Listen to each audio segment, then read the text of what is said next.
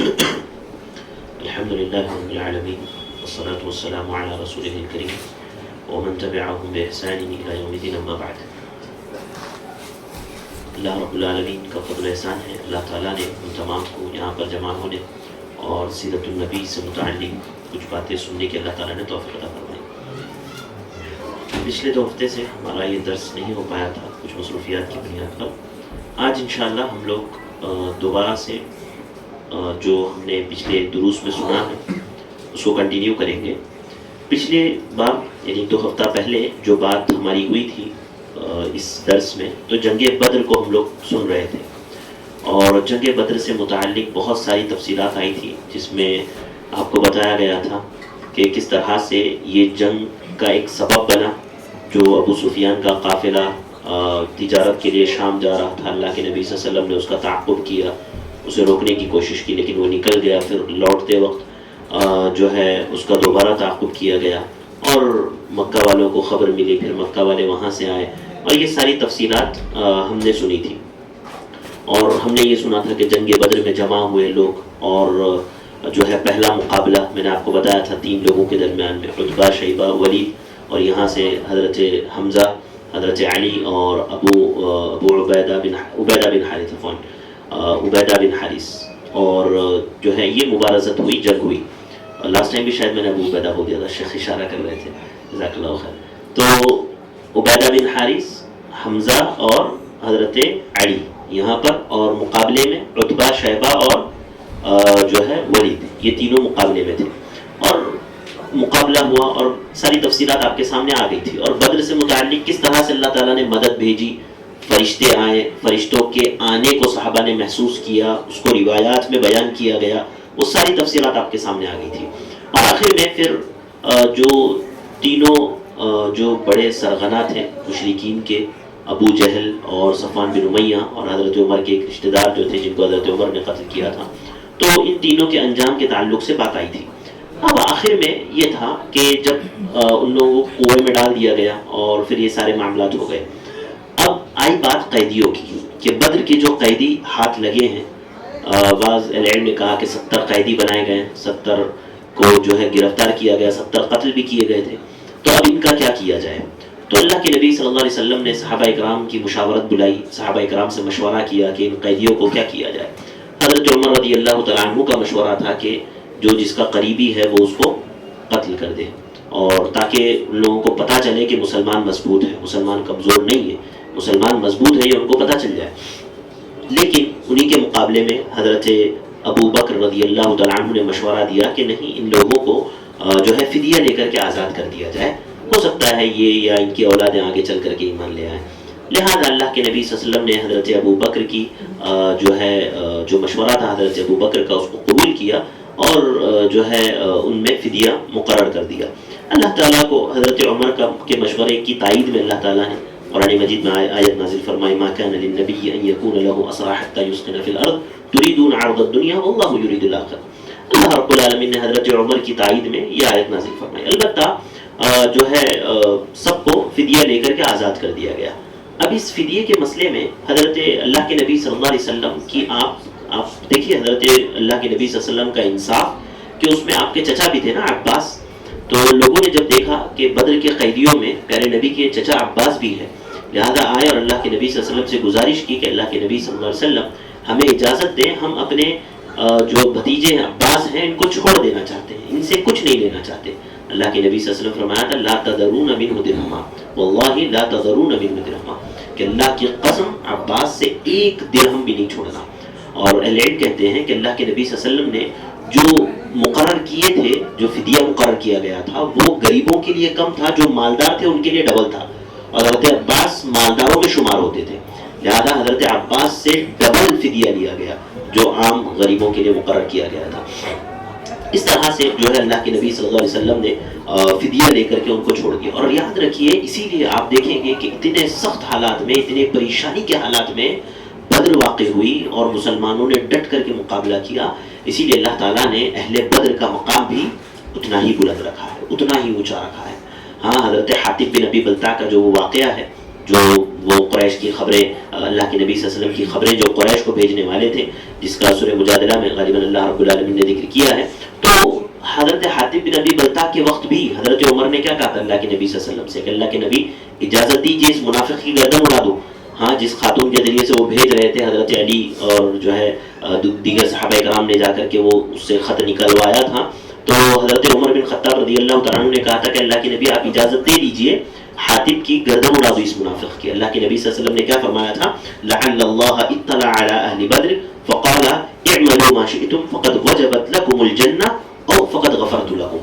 اللہ کے نبی صلی اللہ علیہ وسلم نے کہا تھا کہ اے عمر ان کو چھوڑ دو، حاتب بن ابی بلتع جو ہے یہ بدری صحابہ میں سے ہے، اور کیا تمہیں نہیں پتا کہ اللہ رب العالمین نے بدری صحابہ اکرام سے کہا تھا اعملوا ما شئتم، جو چاہو کرو، فقد غفرت لكم، تحقیق کہ اللہ تعالیٰ نے تمہیں بخش دیا.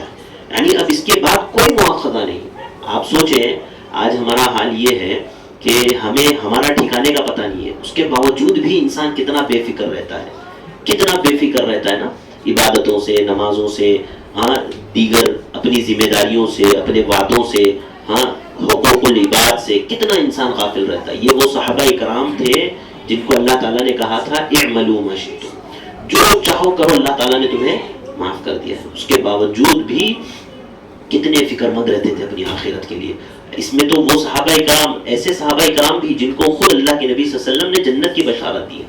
ہاں بزمان نبوی جنت کی بشارت دی گئی، وہ صحابہ کرام بھی فکر میں رہتے تھے کہ پتہ نہیں اللہ رب العالمین کے پاس کیا معاملہ ہوگا، کیسے اللہ رب العالمین اگر پکڑ لے گا تو کیا جواب دیا جائے گا. ہاں آج ہمیں کچھ نہیں پتا، نہ جنت کا پتہ نہ جہنم کا پتہ، پھر بھی ہم جو ہے لگے ہوئے ہیں. حضرت امام حسن بصری رحمہ اللہ کے بارے میں آتا ہے کہ جو ہے وہ ایک مرتبہ ایک نوجوان کے پاس سے گزرے.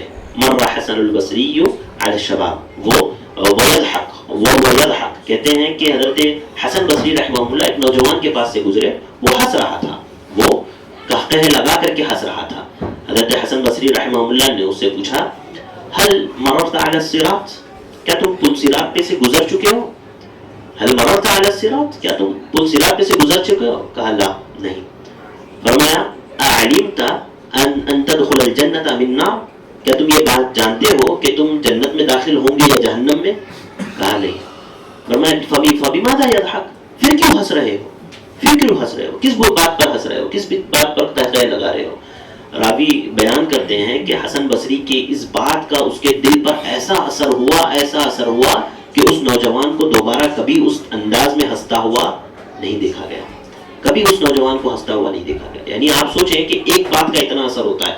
آج ہمیں قرآن و حدیث کھول کر کے پلا دیا جائے، گھول کر کے پلا دیا جائے، ہمارے اوپر کوئی اثر نہیں ہوتا. تو آپ دیکھیں صحابہ کرام کو اللہ تعالیٰ نے کہہ دیا تھا، اللہ کے نبی نے کہا اعملوا ما شئتم فقد غفرت لكم، اللہ تعالیٰ نے ان سے کہہ دیا ہے کہ جو چاہو کرو، اللہ تعالیٰ نے تمہیں بخش دیا ہے. وجبت لكم الجنہ، بعض روایت میں ہے تمہارے لیے جنت اللہ تعالیٰ نے واجب کر دی ہے، کوئی چیز اب تمہیں جنت میں جانے سے نہیں روک سکتی. اس کے باوجود صحابہ کرام کی زندگیوں کو ہم لوگ پڑھتے ہیں تو پتہ چلتا ہے کہ کتنے عمل میں آگے ہوا کرتے تھے.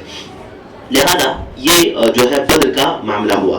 اب یہاں پر بدر کا مسئلہ ختم ہوا. میں نے آپ کو بتایا تھا کہ کس طرح سے مکہ اور مدینہ میں خبریں پھیلائی گئی تھی بدر سے متعلق، اور مدینہ میں افواہیں پھیلائی گئی تھی، ہے نا، کہ اللہ کے نبی صلی اللہ علیہ وسلم اور صحابہ کرام جو ہے نعوذ باللہ جو ہے ہار گئے ہیں اس بات کی.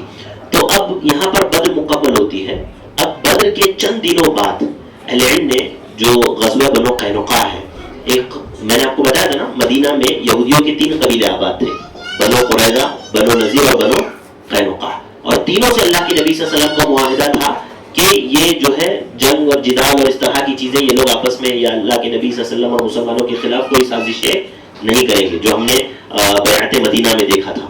لہذا حافظ ابن حجر نے اسی بات کو ترجیح دی ہے کہ یہ جو بنو قینقاع کا جو غزوہ ہوا تھا یہ بدر اور احد کے درمیان میں ہوا تھا. مسئلہ کیا ہوا تھا، جب جنگ بدر چل رہی تھی تو میں نے آپ کو بتایا تھا کہ مدینہ میں یہودیوں نے یہ خبر پھیلا دی تھی کہ مسلمان ہار رہے ہیں، جبکہ مسلمانوں نے خبر لے کر کے آئے، مدینہ میں خبر لے کر کے داخل ہوئے کہ نہیں مسلمان جیت گئے ہیں. اس کے باوجود لوگوں کو یقین نہیں ہو رہا تھا، لوگ سمجھ رہے تھے ہارے ہیں اور دوڑ کر کے آئے ہیں. لیکن یہ خبر پھیلانے والے کون تھے؟ علم نے کہا کہ یہ خبر پھیلانے والے یہ بنو قینقاع کے یہودی تھے، اور ان لوگوں نے لوگوں کے دماغ میں ڈالا تھا. لہذا اللہ کے نبی صلی اللہ علیہ وسلم ان بنو قینقاع کے یہودیوں کے پاس گئے اور اللہ کے نبی صلی اللہ علیہ وسلم نے ان لوگوں سے کہا تھا یا معشر یہود اسلموا قبل ان یصیبکم مثل ما اصاب قریش. اے یہودیوں تم اسلام قبول کر لو اس سے پہلے کہ تمہارے اوپر وہ آ جائے جو قریش کے پاس آیا. یعنی یہ قریشیوں کے پاس مکہ والوں کے پاس جو آیا ہے اس سے پہلے کہ تمہارے پاس آ جائے تم اسے قبول کر لو. یہ بات اللہ کے نبی صلی اللہ علیہ وسلم نے کہی اور یہ قریش پھر ان یہودیوں نے اللہ کے نبی صلی اللہ علیہ وسلم سے کہا کہ تم کیا سمجھتے ہو کہ تم جو ہے مکہ کے چند لوگوں کو مار کر کے تم بہت بڑے بن گئے ہو. وہ تو مکہ کے جاہل لوگ تھے, ان سے تمہارا سابقہ پڑا, ہم سے پڑھے گا تو تمہیں پتہ چلے گا. اس طرح کی بات کہی. یعنی غزوہ بنو قینقاع کے دو اسباب اہل علم میں بیان کیے. ایک سبب تو یہ ہو سکتا ہے کہ اللہ کے نبی صلی اللہ علیہ وسلم کا ان کو دھمکانا. دوسرا سبب اہل علم نے جو بیان کیا وہ یہ کہ ان لوگوں نے شرارت کی. بنو قینقاع والوں نے کیا شرارت کی؟ سیرت ابن ہشام میں امام ابن ہشام نے اس کو جو ہے حسن سند کے ساتھ نقل کیا ہے. کہتے ہیں کہ مسلمان ایک خاتون بازار میں کوئی سامان خرید رہی تھی. یہودی آیا, ایک شرارتی یہودی, اس نے ان کے کپڑوں پر گرا باندھ دی, ایک کپڑے کو دوسرے کپڑے سے باندھ دیا. جب وہ کھڑی ہوئی تو وہ برہنہ ہو گئی اور انہوں نے جو ہے مسلمانوں کو لیے چیخا اور آواز لگائی. تو ایک مسلمان وہاں موجود تھا, اس نے تلوار نکالا اور اس یہودی کو قتل کر دیا جو بنو قینقاع تھا. پھر یہودیوں نے, دوسرے وہاں کے موجود بازار کے یہودیوں نے اس صحابی رسول کو قتل کر دیا, جس کے بدلے میں اللہ کے نبی صلی اللہ علیہ وسلم نے بنو قینقاع کا محاصرہ کیا. بنو قینقاع کا محاصرہ کیا اور بنو قینقاع میں جو ہے ان کو روک کر کے رکھا. یہ محاصرہ یعنی وہ لوگ جو بنو قینقاع والے تھے, جو ان کا جو قلعہ تھا جس میں وہ رہتے تھے, اس کو گھیر لیا اللہ کے نبی صلی اللہ علیہ وسلم اور صحابہ کرام نے, اور تقریباً جو ہے 15 دن یا 20 دن تک انہوں نے کہا کہ اس کو گھیرے رکھا. اور کیونکہ انہوں نے عہد چکنی کی تھی, وعدہ توڑا تھا. یہ پہلا قبیلہ ہے بنو قینقاع یہودیوں کا. تینوں قبیلوں نے جو ہے وعدہ توڑا تھا, تینوں کو اللہ کے نبی نے شہر سے باہر نکال دیا تھا. یہ پہلا قبیلہ تھا یہودیوں کا. تو ان لوگوں نے جو ہے اس طرح سے عہد شکنی کی, مسلمانوں کو ستایا اور مسلمانوں کے خلاف سازشیں کی. لہذا اللہ کے نبی صلی اللہ علیہ وسلم نے ان کا محاصرہ کر لیا اور پھر ان کو جو ہے آخر میں 15-20 دن کے بعد جب یہ لوگ ہار گئے تو یہ لوگ اس مطلب یعنی اس شرط پر باہر آئے کہ اللہ کے نبی صلی اللہ علیہ وسلم جو بولیں گے ان کے تعلق سے, ان کے مال کے تعلق سے, ان کے بیوی بچوں کے تعلق سے جو فیصلہ اللہ کے نبی کریں گے یہ لوگ مان لیں گے. اس بات پر یہ لوگ باہر نکلے. پھر عبداللہ بن ابی بن سلول, جو عبداللہ بن ابی بن سبا جو منافق تھا, یہودی تھا لیکن منافق تھا, اس نے جو ہے اللہ کے نبی صلی اللہ علیہ وسلم سے بار بار گزارش کی اور اللہ کے نبی صلی اللہ علیہ وسلم نے جو ہے اس منافق کی وجہ سے ان لوگوں کو معاف کر دیا. لہذا یہ بنو قینقاع کا ایک غزوہ ان دنوں ہوا. اچھا, ایک اور بہت اہم واقعہ ان دنوں ہوا. وہ کیا؟ وہ واقعہ اللہ کے نبی صلی اللہ علیہ وسلم کے قتل کی سازش. یہ تو احد اور بدر کے درمیان میں ہوا, اور اسی درمیان احد اور بدر کے ہی درمیان میں ایک اور واقعہ ہوا جو اللہ کے نبی صلی اللہ علیہ وسلم کے قتل کی سازش تھی. عمیر بن وہب جہمی, یہ ایک شخص تھا جو مکہ کا رہنے والا تھا. اس کا بیٹا بدر میں مسلمانوں کے ہاتھ میں قیدی بن گیا تھا. مسلمانوں کے ہاتھوں قیدی بن گیا تھا اس کا بیٹا عمیر بن وہب الجمحی کا. تو یہ ایک مرتبہ کعبۃ اللہ میں بیٹھا ہوا تھا کہ وہاں پر صفوان بن امیہ, جو امیہ بن خلف کا بیٹا ہے, جو جنگ بدر میں قتل کیا گیا تھا, اس کا باپ امیہ بن خلف جو مسلمانوں کا کٹر دشمن تھا. لہذا اس کا بیٹا صفوان بن امیہ جو ہے بیٹھا ہوا تھا کہ اس کے پاس آیا, عمیر بن وہب کے پاس آیا, اور عمیر بن وہب کہنے لگا اس سے, صفوان سے, کہ اب تو زندگی میں مزہ ہی نہیں رہا جب سے بدر کا معاملہ ہوا ہے, اور جو ذلت اور رسوائی ہماری ہوئی ہے, ایسا لگتا ہے کہ جا کر کے نعوذ باللہ محمد کو قتل کر دوں. اگر میرا قرض نہ ہوتا مجھ پر اور میرے پاس ادا کرنے کے لیے کچھ بھی نہیں ہے قرض, لہذا اگر یہ نہ ہوتا, یہ پریشانی نہ ہوتی, میرے بیوی بچوں کا خیال جو میرے پیچھے ہے, اگر ان کا خیال مجھے نہ ہوتا تو میں محمد کو, اللہ کی قسم میں محمد کو صلی اللہ علیہ وسلم نعوذ باللہ قتل کر دیتا. جب یہ بات صفوان نے سنی تو اس کو ایک ترکیب سوجی. اس نے عمر سے کہا کہ دیکھو ایک کام کرو, تمہیں صرف اتنی ہی پریشانی ہے نا کہ تمہارا قرض ہے اور تمہارے بیوی بچے ہیں. کہا کہ ایک کام کرو, تمہارے پورے قرض کی ذمہ داری مجھے دے دو, تمہارا قرض ادا کرنے کی ذمہ داری میری ہے, میں پورا قرض تمہارا ادا کروں گا. تمہارے بیوی بچے گویا میرے گھر والے ہیں, میں جو کھاؤں گا انہیں کھلاؤں گا, ایسی کوئی چیز نہیں ہوگی جو میرے پاس ہے اور ان کے پاس نہ ہو, تو ان کی ذمہ داری بھی میں لیتا ہوں. تم ایک کام کرو, جاؤ اور محمد کو نعوذ باللہ قتل کر دو.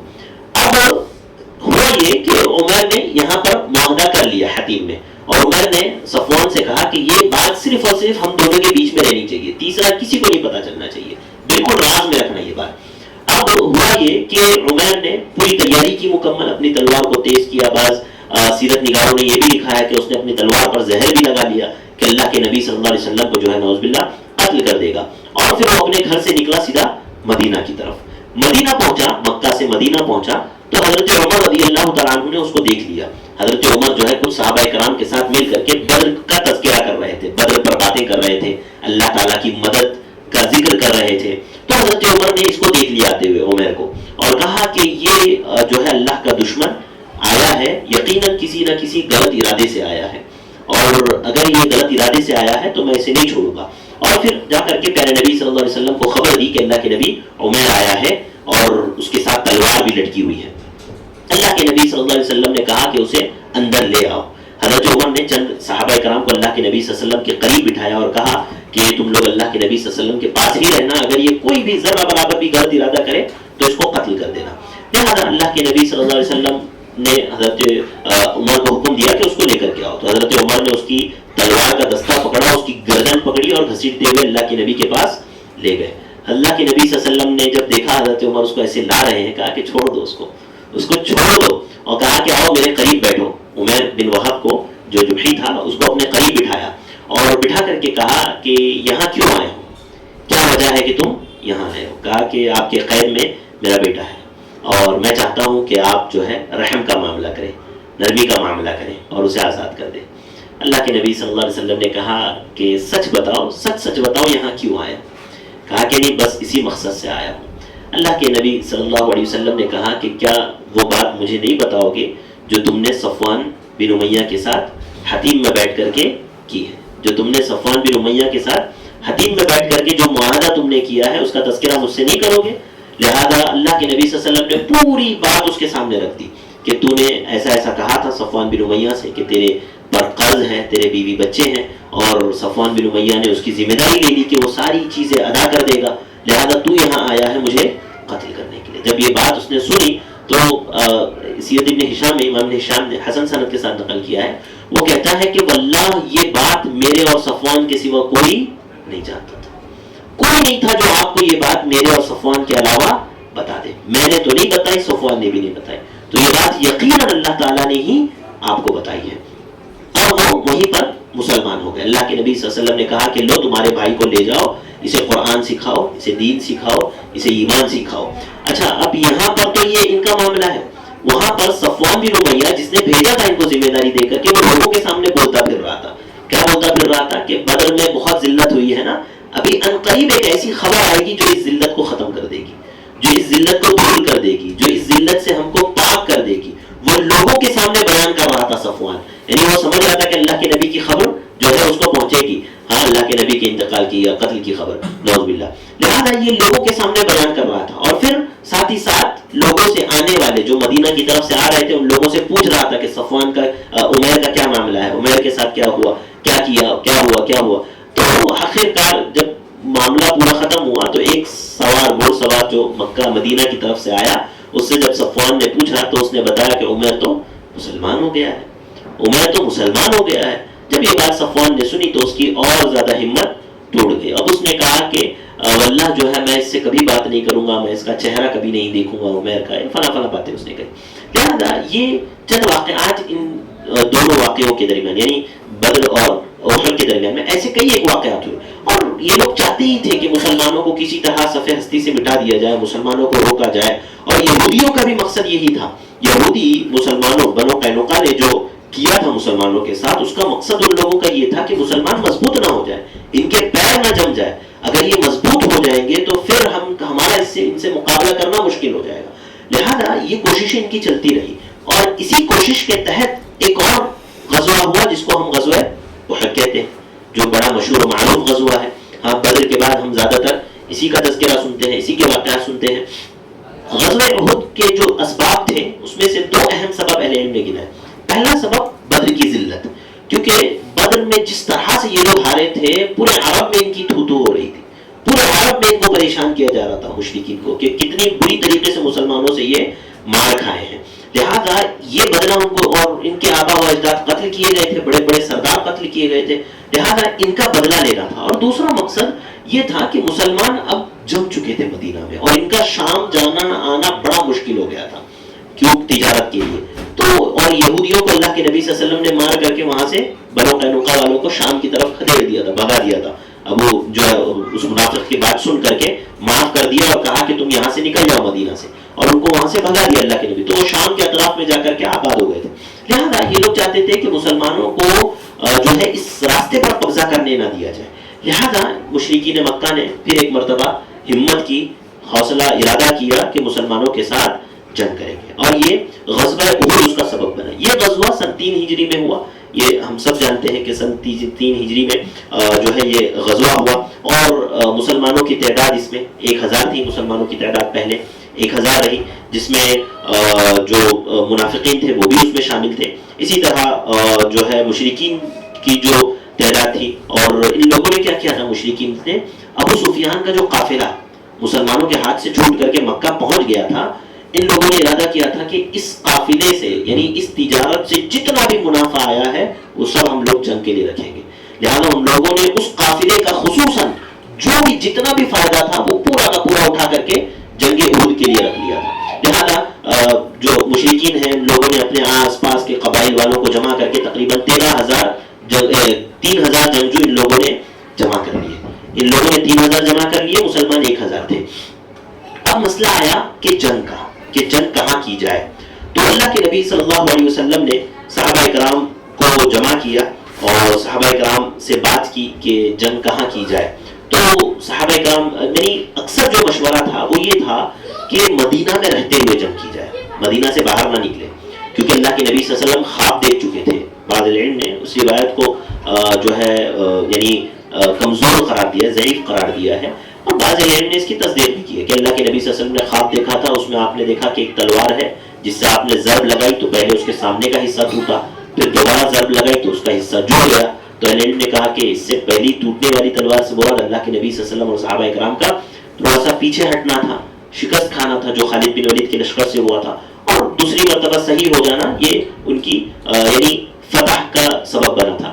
لہذا اللہ کے نبی صلی اللہ علیہ وسلم نے صحابہ کرام سے مشورہ کیا. صحابہ کرام نے کہا کہ بعض صحابہ کرام نے کہا کہ مدینہ میں رہ کر کے لڑتے ہیں, اور یہ زیادہ بہتر بھی تھا کہ مدینہ کے دروازے کو ہم لوگ بلاک کر لیں گے, مین گیٹ کو, اور جب وہ لوگ وہاں سے آئیں گے تو گلیوں میں ان کو جو ہے تتر بتر کر کے صحابہ کرام ان سے جو ہے راستوں میں گلیوں میں جنگ لڑیں گے, اور عورتیں اوپر سے حملہ کریں گی, چھتوں کے اوپر سے, گھروں کے.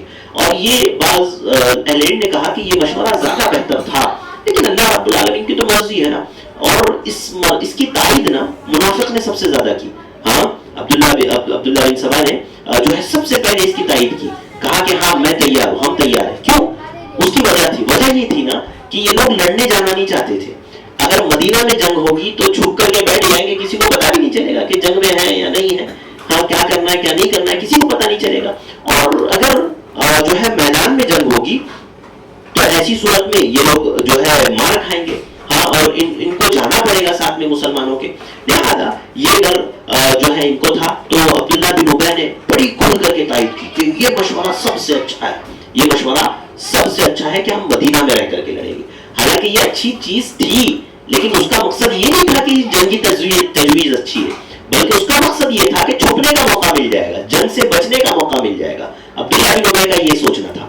لہذا وہ اس نے بڑے زور شور سے اس کی تائید کی. لیکن جو صحابہ کرام بدر میں لڑ چکے تھے ان کا مشورہ تھا, اور بعض جو بدر میں نہیں جا پائے تھے ان کا مشورہ تھا کہ نہیں باہر نکل کے لڑیں گے. وہ کہتے تھے کہ اللہ کے نبی صلی اللہ علیہ وسلم ہم تو یہ خواہش کرتے تھے کہ کب اللہ تعالیٰ ایسا موقع عطا کرے گا, اور جب اللہ تعالیٰ موقع عطا کر رہا ہے تو ہم اپنے گھر میں بیٹھے رہیں گے, ہم جائیں گے. اس میں سر فہرست حضرت حمزہ تھے جنہوں نے کہا کہ نہیں, ہم لوگ جو جا کر کے میدان میں لڑیں گے. اور بڑے بڑے صحابہ کرام جو کبار اور فضلاء صحابہ کرام تھے انہوں نے اس کی تائید کی. تو اللہ کے نبی صلی اللہ علیہ وسلم نے ان کے مشورے کو قبول کر لیا اور مان لیا کہ ہم لوگ جو ہے احد میں میدان میں جا کر کے لڑیں گے. اب ہوا یہ کہ جب صحابہ کرام اللہ کے نبی صلی اللہ علیہ وسلم اور دیگر صحابہ کرام جب نکلے مکہ احد کے لیے, میدان میں جانے کے لیے, تو مقام شوط ایک جگہ ہے مدینہ سے تھوڑا سا دور, آج وہاں پر جو ہے ملعب التعلیم بنا ہوا ہے، یعنی ایجوکیشنل کیا کہتے ہیں پلے گراؤنڈ بنا ہوا ہے وہاں پر مدینہ سے تھوڑا دور پہ مقام شوط. وہاں پر جانے کے بعد عبداللہ بن ابی نے کہا لوگوں سے کہ مجھے نہیں لگتا جنگ ہوگی. کہا کہ مجھے نہیں لگتا جنگ ہوگی. اور اس نے کیا کیا، اپنے ساتھ 300 لوگوں کو لے کر کے واپس ہو گیا. 300 لے لیا، 300 لوگوں کو لے لیا اور واپس جانے کے لیے تیار ہو گیا کہ بھائی مجھے نہیں لگتا ان حالات میں جنگ ہوگی، اور آپ لوگ بھی تیار نہیں لگ رہے، وہ لوگ بھی تیار نہیں لگ رہے، تو جنگ نہیں ہوگی، ہم لوگ واپس چلتے ہیں. اور ایک بات اس نے تو یہ کہی، اور دوسری بات اس نے یہ کہی کہ محمد صلی اللہ علیہ وسلم نے میری بات نہیں سنی، یہ نوجوانوں کی بات سنی. آج کل کے نوجوان جو آئے ہوئے ہیں ان کی بات سن کر کے میدان میں جا رہے ہیں، میری بات کیوں نہیں سنی. لہٰذا اس نے کیا کیا، اپنے 300 لوگوں کو لے کر کے واپس ہونے لگا. حضرت جابر کے والد تھے عبداللہ بن حرام، جو اسی غالباً جنگ احد ہی میں شہید ہوئے. وہ انہوں نے کہا عبداللہ بن ابی سے کہ مت جاؤ، حالات ہمارے خراب ہیں، ہم لوگ بڑے سخت اور نازک موڑ پر ہیں، تم اللہ کے نبی اور صحابہ کا ساتھ چھوڑ کر کے مت جاؤ. بہت اس سے کہا عبداللہ بن حرام رضی اللہ تعالیٰ عنہ، لیکن اس نے نہیں مانی. کہا کہ نہیں مجھے جنگ ہوتی ہوئی نظر نہیں آ رہی ہے. لہٰذا وہ اپنے آدمیوں کو لے کر کے واپس ہو گیا عبداللہ بن ابی. عبداللہ بن حرام رضی اللہ تعالیٰ عنہ نے اسے جاتے وقت بھی کہا تھا کہ اللہ تعالیٰ کرے تیری ضرورت اللہ کے نبی اور صحابہ کرام کو کبھی نہ پڑے، تو جا یہاں سے، اللہ کرے تیری ضرورت ان لوگوں کو کبھی نہ پڑے. اس کا ذکر اللہ رب العالمین نے فرمایا فما لکم فی المنافقین فئتین واللہ ارکسہم بما کسبوا. یہ پوری باتیں اسی تناظر میں اللہ رب العالمین نے جو ہے ذکر کی ہے.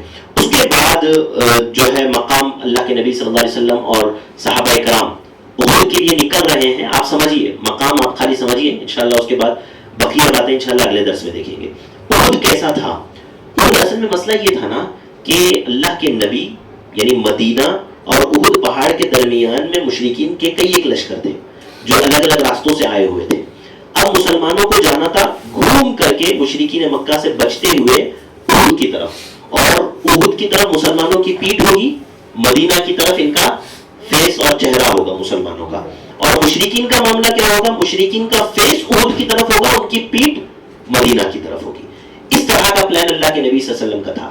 اب کیسے جائیں بچتے بچاتے ان لوگوں سے، کیونکہ یہ سب بکھرے پڑے ہیں مدینہ یہ مشرکین کے لشکر. لہذا ایک صحابی رسول ہے ابو خیثمہ، انہوں نے اللہ کے نبی صلی اللہ علیہ وسلم نے ان سے پوچھا، ان صحابہ میں اعلان کیا کہ کوئی ہے جو ان سے بچتے بچاتے ہمیں اس طرح سے لے جائے. تو ابو خیثمہ رضی اللہ تعالیٰ عنہ ایک صحابی تھے، انہوں نے کہا کہ اللہ کے نبی میں ہوں، میں آپ کو ایسی جگہ سے لے جاؤں گا جو راستہ بھی کم ہے اور جو ہے ہماری پیٹھ جو ہے اس کی طرف احد کی طرف ہو جائے گی، اور یہ جو ہے ہمارا فیس جو ہے مدینہ کی طرف ہوگا، اور ان کے مد مقابل میں ہم آ جائیں گے. اللہ کے نبی صلی اللہ علیہ وسلم نے ان کو لیا، اور پھر وہ جو ہے اس طرح سے وہ لے گئے اللہ کے نبی صلی اللہ علیہ وسلم کو کہ اللہ کے نبی کی پیٹھ احد کی طرف ہو گئی، آپ کا چہرہ مدینہ کی طرف ہو گیا، اور ان لوگوں کی مشرکین کا چہرہ احد کی طرف ہو گیا، ان کی پیٹھ مدینہ کی طرف ہو گئی. اب اللہ کے نبی صلی اللہ علیہ وسلم نے جو ہے تمام صحابہ کرام کو ان کی جگہوں پر تعینات کیا.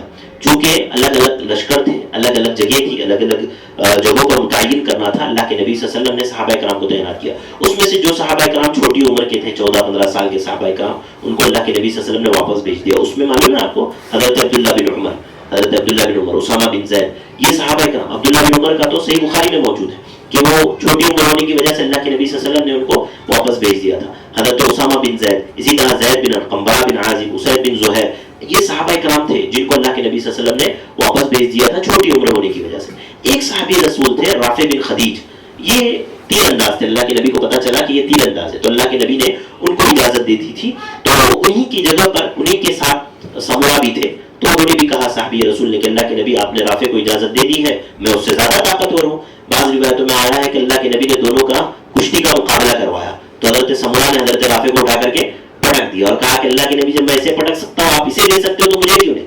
لہٰذا حضرت سمورا کو بھی اللہ کے نبی صلی اللہ علیہ وسلم نے پھر جنگ احد میں آنے کی اجازت دے دی. لہٰذا یہ دونوں بھی صحابہ کرام اس میں شامل کر دیے گئے.